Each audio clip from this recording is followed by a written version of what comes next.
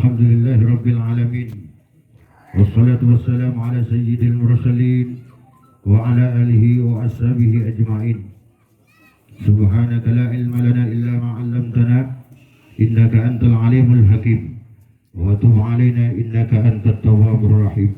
Hadirin rahimakumullah, sudah menjadi keyakinan dan ketetapan dari Allah Subhanahu wa taala bahwa di dalam kehidupan ini Allah telah menciptakan berpasang-pasangan.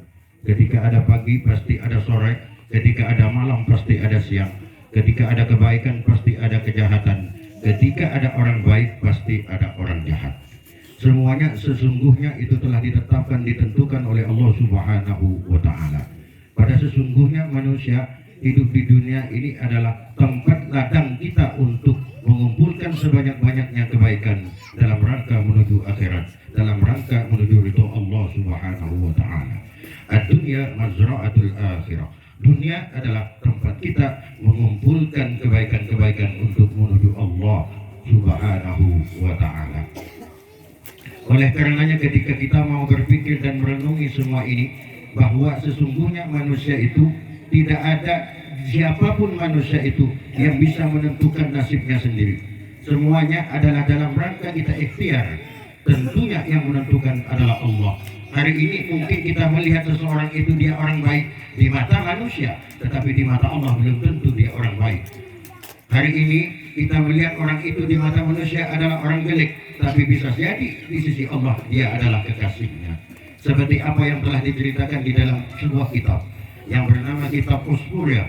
Di sana diceritakan bahwa di zaman Nabi Musa alaihi salatu wassalam itu ada seorang pemuda yang ketika hidup dia adalah orang fasik. Satu kampung tidak ada satu orang pun yang senang terhadap pemuda ini.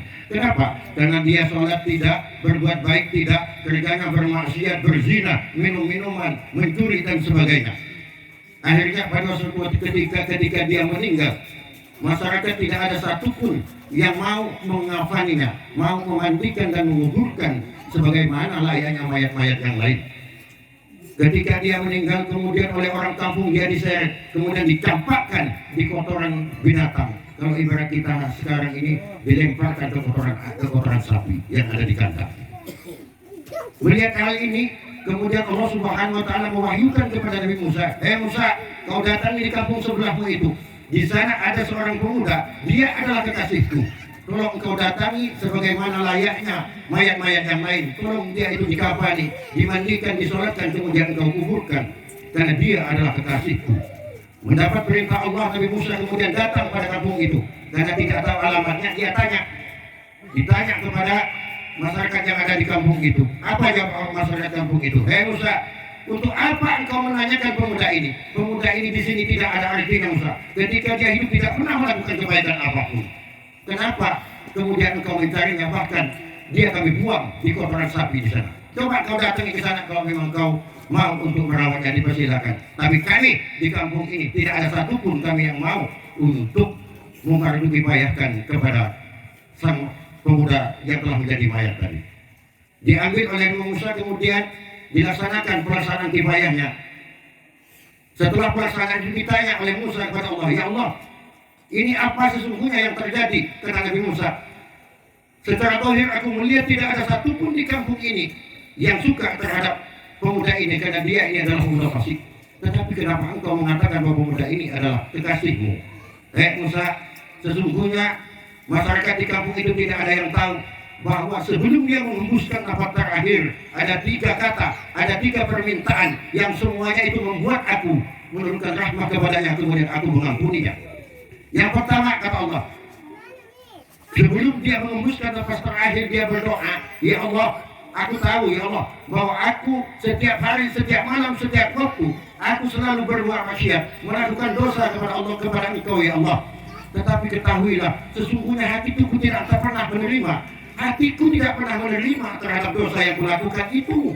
Meskipun aku melakukan itu, aku tidak lebih, karena ada 3 penyebab kenapa aku melakukan dosa itu meskipun hatiku tidak pernah menerimanya. Apa yang pertama?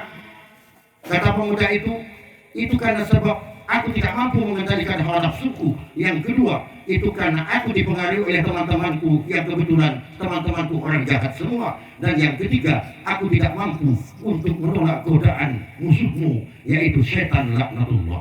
Oleh karenanya ya Allah, tolong ampuni aku karena aku melakukan dosa. Meskipun itu aku lakukan, tapi hatiku tidak pernah menerima dan menyatakan bahwa yang aku lakukan itu adalah perbuatan benar. Hatiku tetap menolak terhadap kejahatan yang aku lakukan.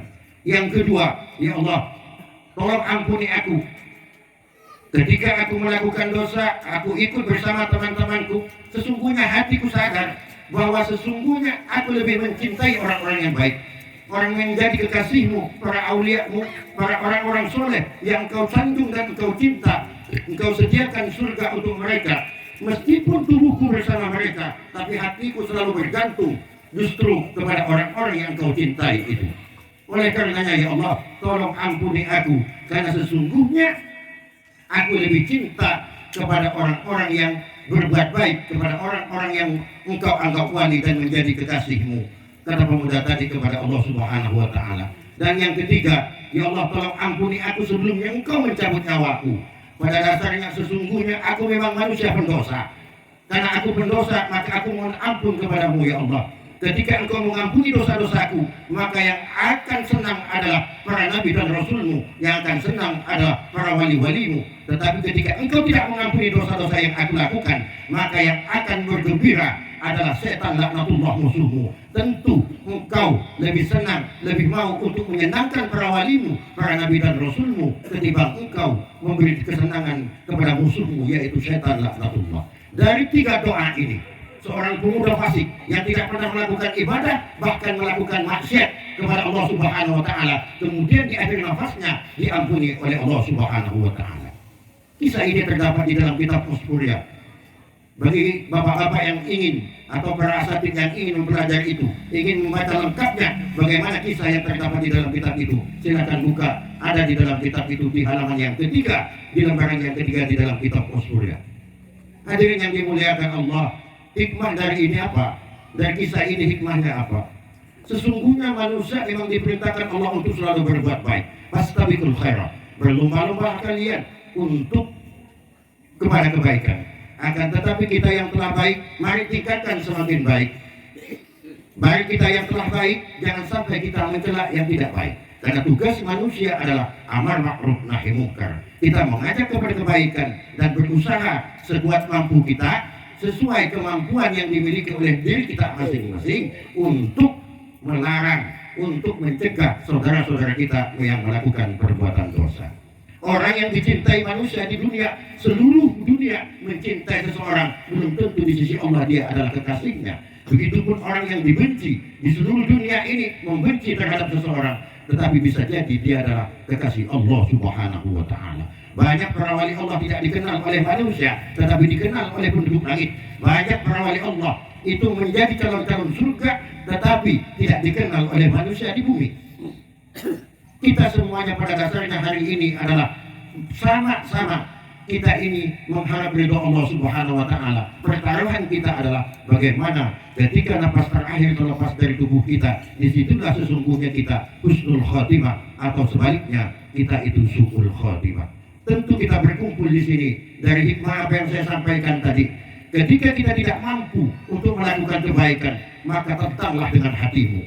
Ketika engkau tidak mampu bersama orang-orang yang baik, hari-hari engkau bersama orang-orang yang jahat, maka pastikan bahwa engkau adalah orang yang cinta kepada orang-orang yang soleh, kepada orang-orang yang berilmu, kepada orang-orang yang dicintai oleh Allah Subhanahu wa Ta'ala. Ketika kita belum bisa menjadi orang yang pintar, menjadi orang yang alim, menjadi orang yang baik, maka pastikan bahwa kita adalah para pecinta para wali-wali Allah itu. Pastikan bahwa kita adalah pembenci setan, pembenci iblis laknatullah alaih. Ketika itu bisa kita lakukan, maka insya Allah semua umat Rasulullah ini akan mati dalam keadaan husnul khotimah. Silakan Anda ada di pasar, silakan Anda ada di lapangan, silakan Anda di sawah, silakan Anda di warung kopi sekalipun. Ketika hatimu terpaut kepada Allah, ketika di situ misimu adalah dakwah, maka tempat itu sesungguhnya yang mempunyai nilai perjuangan tinggi di sisi Allah Subhanahu wa Ta'ala. Hadirin yang dimuliakan Allah Subhanahu wa taala, dakwah itu di mana saja. Bertakwa kepada Allah itu di mana saja. Ittaqullah haitsu ma kunta. Bertakwalah kalian kepada Allah dimanapun engkau berada. Takwa tidak harus di dalam masjid. Takwa tidak hanya di dalam mushola. Takwa tidak hanya ketika Anda sholat ataupun Anda puasa. Bisa jadi di dalam masjid pun Anda itu bukan takwa, tapi dapat dosa. Contoh, kalau di dalam masjid kita hanya ngomongkan tentang bisnis, itu justru haram. Tetapi meskipun di sawah sekalipun, ketika itu ilmu Allah yang Anda bahas, ketika itu kebaikan yang Anda bahas, maka nilai kebaikan itu akan menjadi catatan melalui rokit dan atid, dan nanti akan terlihat ketika menghadap Allah Subhanahu wa taala. Oleh karenanya, mari kita semua jamiah ini, mari kita saling ingat mengingatkan. Ketika ada saudara kita yang mengingatkan, kita jangan marah. Kenapa? Karena itu tanda bahwa saudara kita itu adalah sayang. Ketika kita sudah merasa menjadi orang baik, jangan pernah sekali-sekali kita kemudian memvonis saudara kita neraka kakeknya, kafir kakeknya, murtad kakeknya. Jangan pernah kita mendahului Allah, bahwa sesungguhnya manusia tidak ada hak untuk menentukan manusia itu surga atau neraka. Itu adalah hak prerogatif Allah Subhanahu wa taala. Kita semua tidak ada lain, makhluk ini adalah sama di sisi Allah Subhanahu wa taala. Dari Nabi Adam sampai nanti hari kiamat, tidak ada bedanya manusia ini sama. Yang di atas ini, yang di bawah, bapak-bapak yang di bawah, itu semuanya sama, Pak. Belum tentu kami yang di atas lebih mulia dari Bapak. Kebetulan saya duduk di atas ini karena saya kebetulan yang ceramah, yang baca kitab, menenun ibu bisa bertanya adalah lagu dulu. Buku baca lagu lah. Akhirnya tidak ada, tetapi bukan berarti lebih baik dari bapak-bapak sekalian. Insya Allah kita perkumpulan kita lebih dari 40. Kata Rasulullah Sallallahu Alaihi Wasallam, "Madi kita min arba'in, Rabbullah ahadan minkum waliyan." Ketika ada perkumpulan di majelis kebaikan 40 orang saja, maka Allah akan mengangkat satu menjadi wali. Bisa saja Pak Kiai Muslim, bisa saja yang ada di atas yang lain ini, bisa saja yang di pojok, yang di tengah, yang di bawah ini. Kita tidak ada yang tahu malam ini siapa yang diangkat wali oleh Allah. Ketika satu diangkat wali, maka semua ibadah kita dari awal sampai pulang nanti itu akan menjadi kebaikan, penebus dosa kita. Tidak akan pernah Bapak berdiri kecuali telah diampuni dosa-dosanya oleh Allah Subhanahu wa ta'ala. Sekian yang dapat kami sampaikan. Ihdinas siratal mustaqim wal afu minkum. Wassalamualaikum warahmatullahi wabarakatuh.